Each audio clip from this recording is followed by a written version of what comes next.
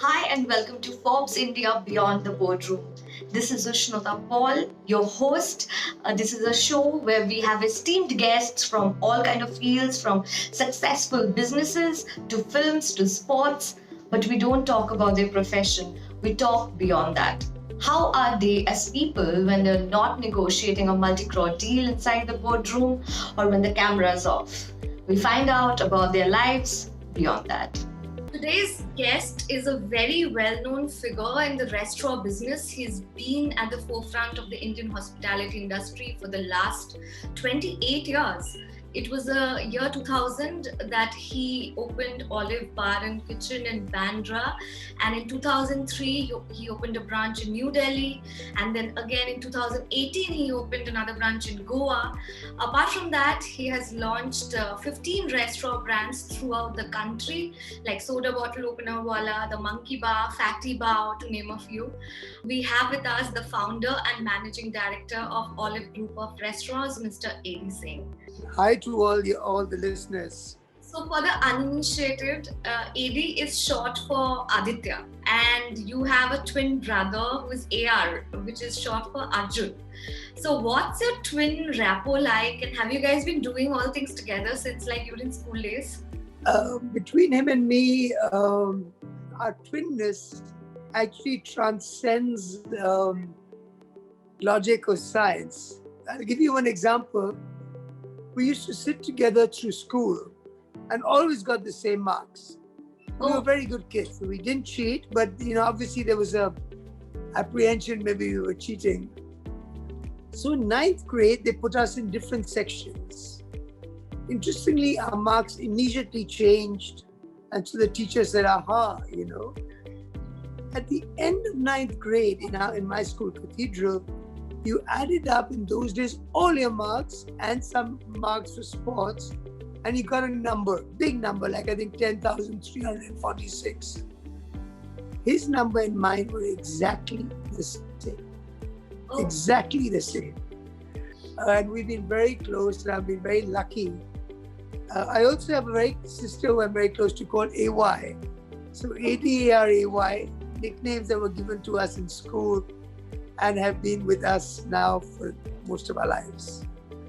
I heard of a rather hilarious story. Once in the school choir, you both were actually put in the froggy section and told to mime instead of sing because none of you could actually sing. Is that true?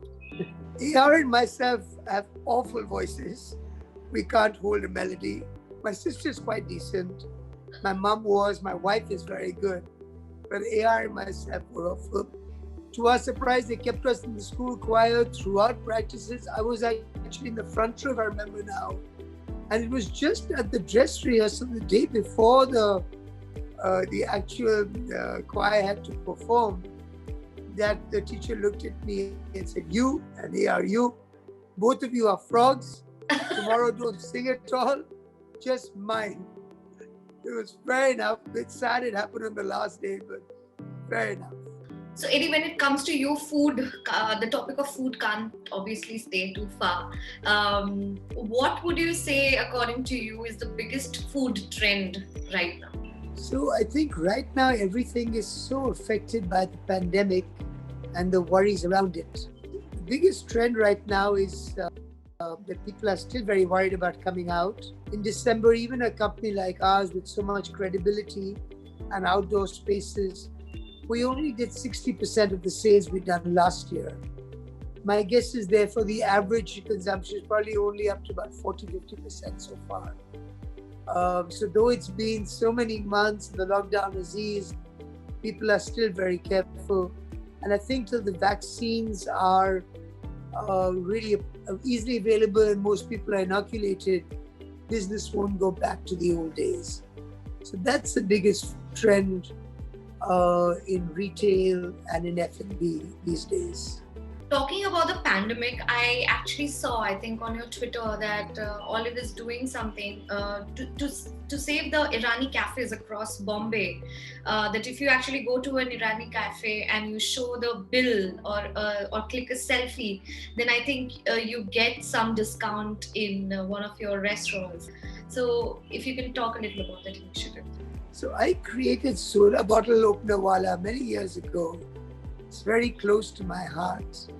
And the reason I did that was another Irani cafe was closing, and there was so much sorrow and angst amongst Bombayites, us old timers, because they're really a unique part of our culinary legacy.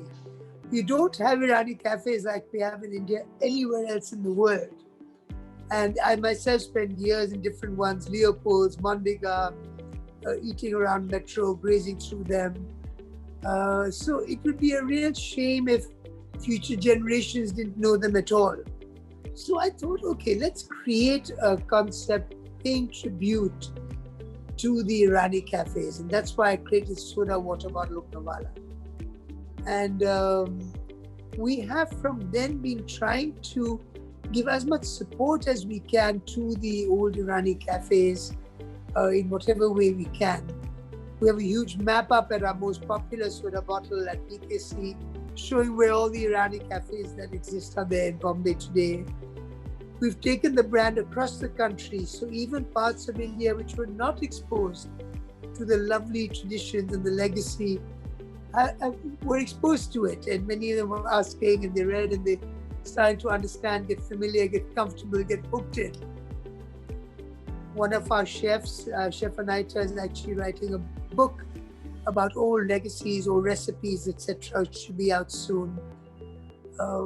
So we've been buying products from different Irani cafes as well.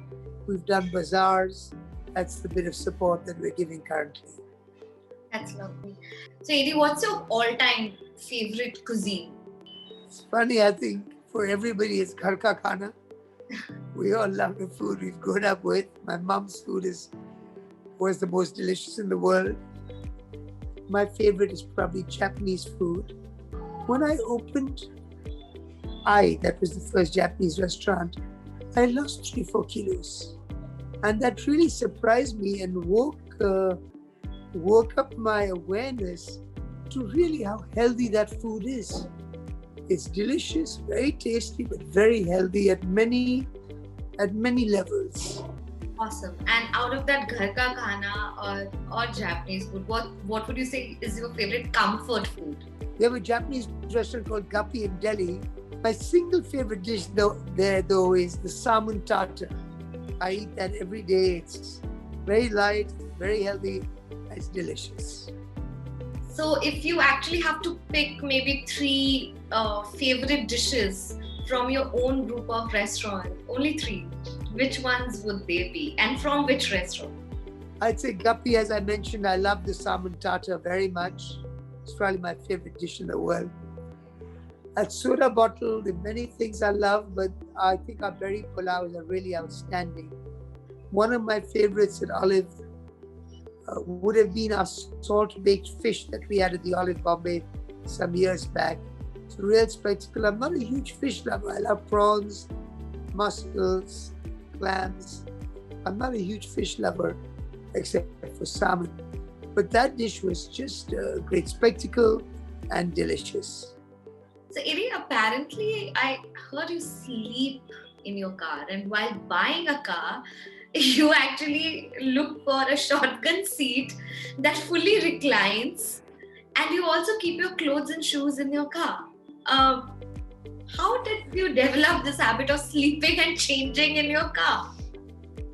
So yes, the truth is, you see, I'm an early riser. It's an old habit. Now with children, I get up early and I tend to see them off at school. And as you can imagine, I work late. I'm at the restaurants most evenings. So it becomes a very long day. And to maximize my productivity, I try and grab a nap somewhere in the middle of the day. I can't sit in my restaurant sleeping, so the car is actually ideal as I commute. I try and get that break. And yes, therefore, whenever buying a car, it's very important that the shotgun seat can recline fully.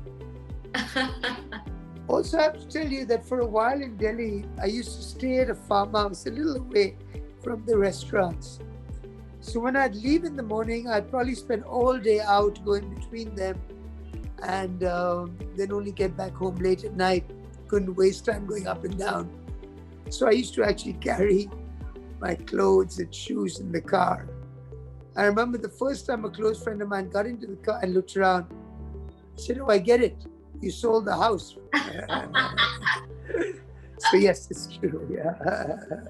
Also, you are an electrical engineer graduate. How did you move from that profession to F&B? As men, we were sort of guided into either doing medicine or engineering because there wasn't that much opportunity in India at that time. And I was a very good student. I loved maths, for example, so I naturally gravitated towards engineering, though I had no particular inclination for it. And frankly, in college, I studied in America, I did electrical engineering. I wasn't a particularly good student. I was outstanding in my college in mathematics and English. I was better than people in those departments, actually, which is very startling to professors, etc. But in engineering, I just sort of got by. And it was only in the last semester when I really had to do well to make some minimum level grades that I put my head down on engineering and did well. But that's never been my love. I came back, I joined Cadbury's, enjoyed myself a lot. But at some point I was evaluating my life and I said, do I want to be doing this for the rest of my life? And I realized I didn't. I could do more. I wasn't clear what. So I actually left Cadbury's and I joined, I sort of sampled the NGO sector. I went and spent some time outside Bikaner where a close friend of mine was leading a sector and he's very inspirational.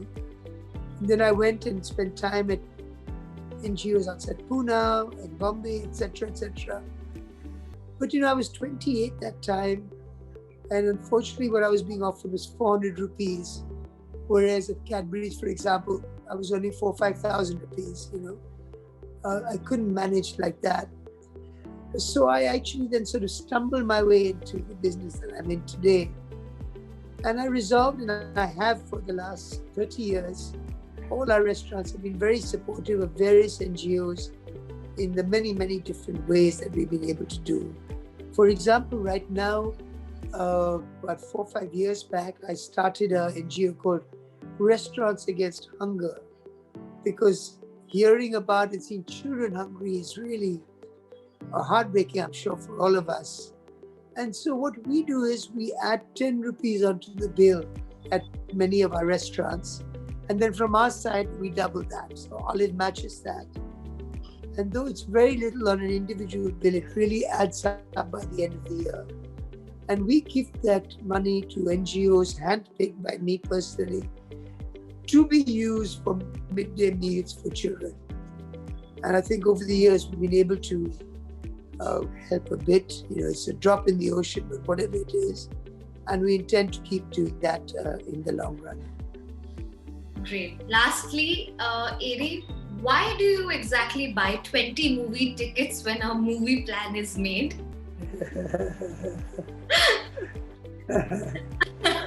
I think you've been talking to my wife. So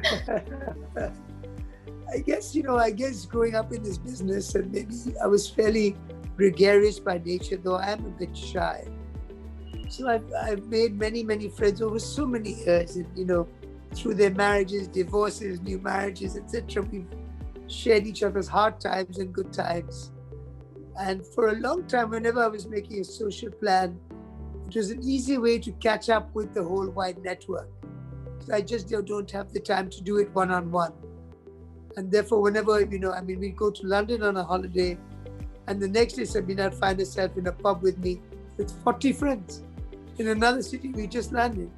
But whoever's there, I want to see them, So I was like that for a long time, till my wife's making fun of it has changed me. And I try and be much more one-on-one with my friends as much as I can be. Awesome. Thank you, Eri. It was a pleasure having you in our show, Forbes India Beyond the Boardroom. Thank you, June. And thank you all the viewers for listening in.